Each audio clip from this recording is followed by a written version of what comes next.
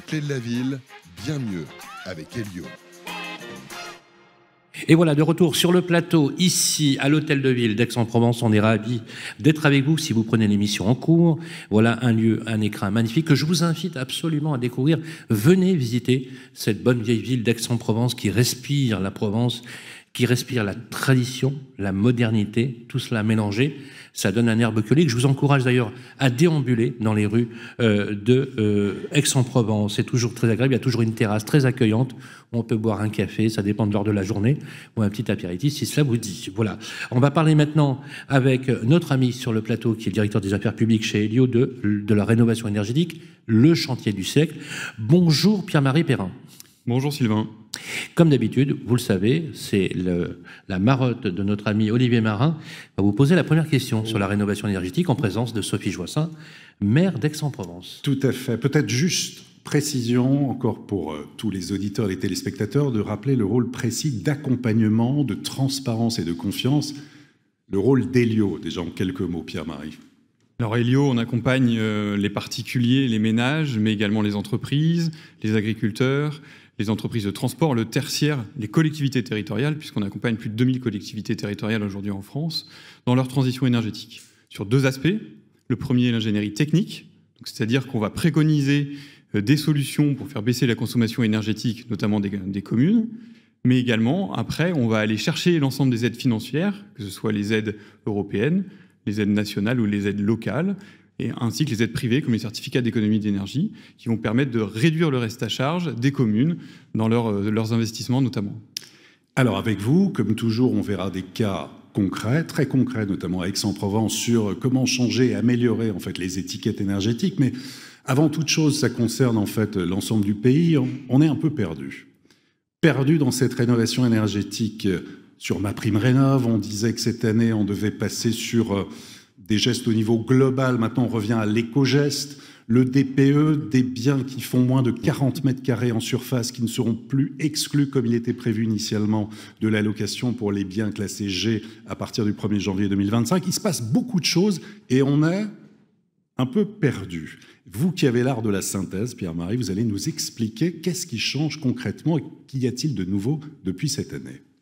Alors, tout à l'heure, vous parliez d'injonction paradoxale, Madame le maire. C'est tout à fait le cas et c'est encore plus le cas pour la rénovation énergétique. Il y avait des objectifs majeurs qui avaient été annoncés de plus de 200 000 rénovations globales pour cette année 2024 avec des règles qui changeaient au 1er janvier. Et patatras, mois de février, plusieurs personnes et notamment les fédérations professionnelles comme la CAPEB ou la FFB, qui d'ailleurs avaient raison sur le principe, puisqu'on a vu qu'à partir du 1er janvier, quasiment 30% de travaux en moins sur la rénovation énergétique. Pourquoi ? Parce que les règles sont extrêmement complexes, parce qu'on ne sait plus exactement comment s'y prendre, parce que c'est compliqué, c'est complexe pour les particuliers, c'est complexe pour les entreprises, c'est complexe un peu pour tout le monde. Et donc aujourd'hui... Et pour les collectivités locales. Et pour les collectivités locales également. Et donc le ministre Guillaume Gasparian a annoncé le 8 mars dernier de nouvelles règles. Donc en 2 mois, ça a changé. Aujourd'hui, on remet le monogeste. Donc c'est-à-dire qu'avant, on était obligé de changer son système de chauffage pour pouvoir faire des gestes d'isolation. Aujourd'hui, pour les passoires thermiques, maintenant, jusqu'au 1er janvier 2025, on va pouvoir revenir au monogeste. Donc c'est-à-dire qu'on va pouvoir continuer à isoler sa maison, isoler ses combles, faire un geste d'isolation, par exemple pour l'isolation thermique par l'extérieur. Donc c'est un nouveau changement de paradigme qui freine, qui ralentit le ministre, lui, il parle de simplification. C'est une simplification ou pas ? En tout cas, c'est une galère pour les Français. C'est une galère, c'est une simplification si on voit à long terme, mais comme les règles changent à peu près tous les 2 mois, la simplification devient de la complexification.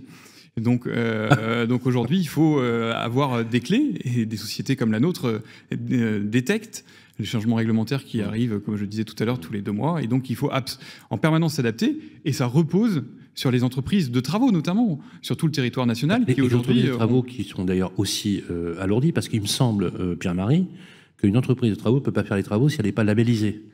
Et c'est une tannée d'entretenir le label, notamment le fameux label RGE dont vous allez nous parler? Alors aujourd'hui, on a déjà une baisse du nombre d'entreprises qui ont le label. On est à peu près à 60 000 aujourd'hui. Oui. Le gouvernement souhaiterait atteindre 100 000 à partir de 2025. Mais également, on voit qu'on n'a jamais eu autant de défaillances d'entreprises dans le monde du bâtiment et dans le monde de la rénovation, alors que les objectifs sont importants, que les moyens financiers mis sur la table sont aussi importants.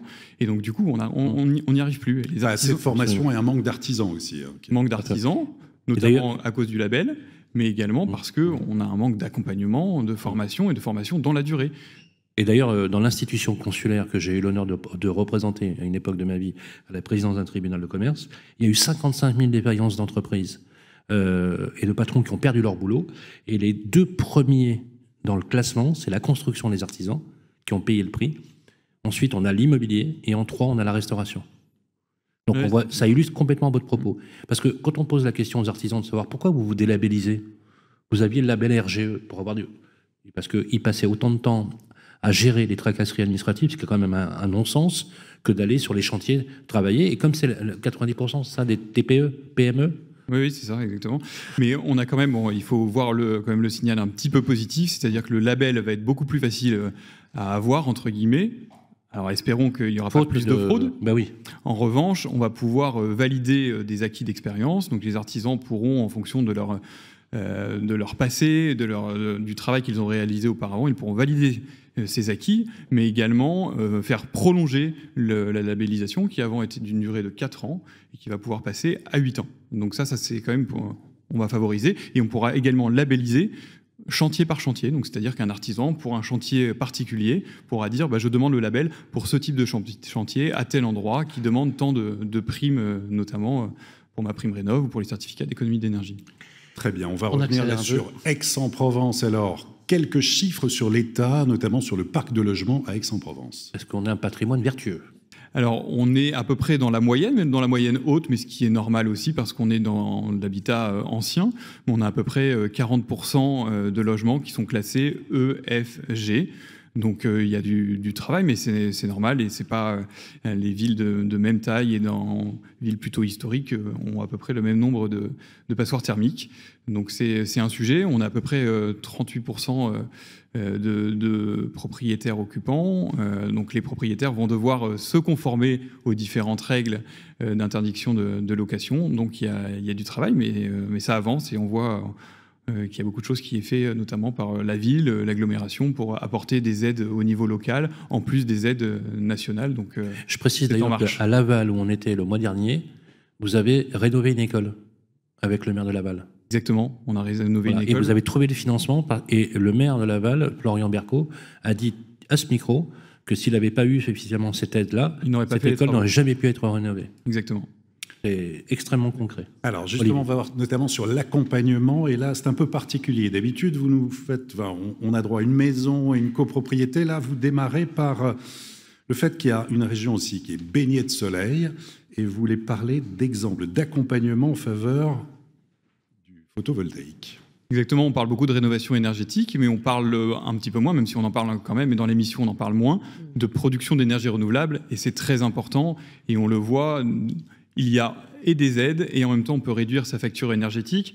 Et donc là, on est parti d'un exemple concret qu'on a réalisé à Saint-Martin-de-Crau, chez un particulier, où on a installé 8 panneaux photovoltaïques. Et on a réussi à apporter aux propriétaires entre 40 et 50% d'économie d'énergie sur sa facture. Donc ça, c'est important, mais également des aides sur la question de l'autoconsommation.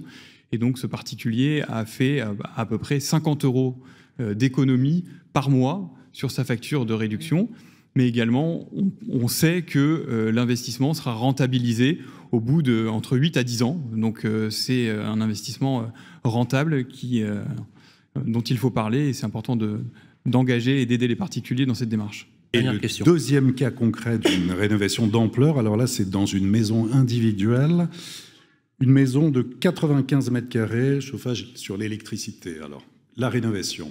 Alors là, on a réussi en faisant plusieurs types de travaux, notamment l'isolation des combles perdus, l'installation d'un poêle à bois, d'une VMC double flux, mais également d'une pompe à chaleur, sur des travaux de 22 000 € à peu près, Au global. Au global, sur Ouais. une rénovation globale.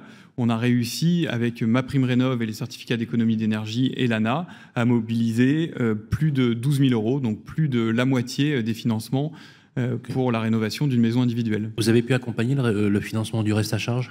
Alors on l'accompagne effectivement à travers des dispositifs comme le prêt à taux zéro, où effectivement on aide les particuliers à se financer, puisque c'est un reste à charge qui reste important. Ce qu'on peut dire, c'est que ces dispositifs existent, mais comme il y a une complexité, le fait que vous les accompagniez permet d'avoir plus de lisibilité, plus de sécurité, voire même de confiance. Bien évidemment, on se substitue et on les aide, on les accompagne de A à Z sur la préconisation des scénarios de travaux, le financement, mais également la prise en main du logement, parce que c'est ça qui est important.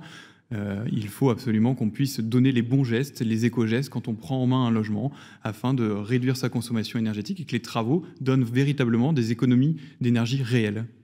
Madame la maire, y a-t-il Une des réaction aides spécifiques justement dans le domaine sur la rénovation énergétique ici? Alors ici, nous avons encore un problème d'injonction paradoxale. Pardonnez-moi.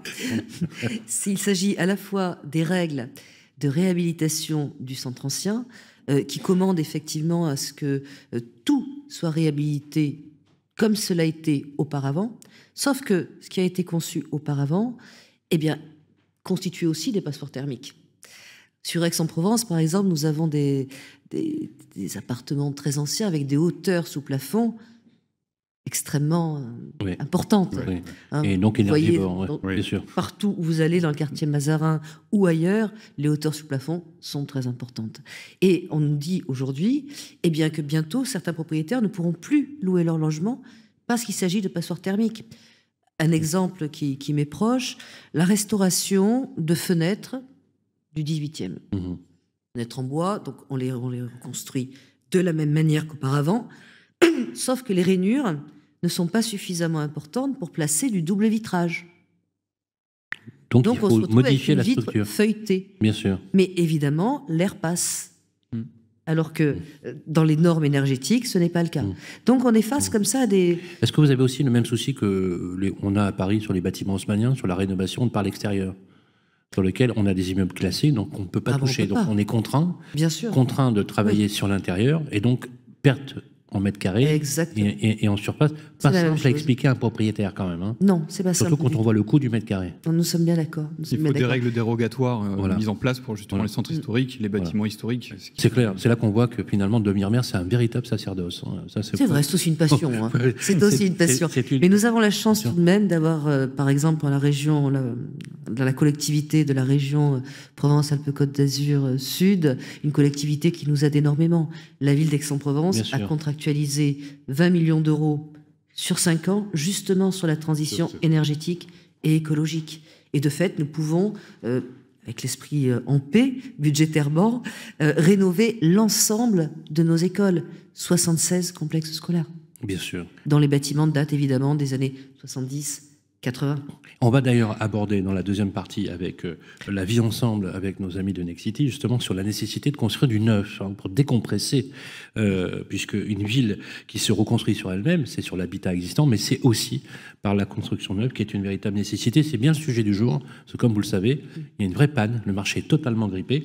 Après avoir abordé les problématiques de rénovation énergétique, on va voir justement les vertus de ce que représente aujourd'hui la construction neuve avec des nouveaux modes constructifs, dont on parlera bien évidemment, et de projets de régénération urbaine. C'est très à la mode, mais c'est véritablement un objet essentiel pour l'urbanité. Applaudissements pour Pierre-Marie Perrin.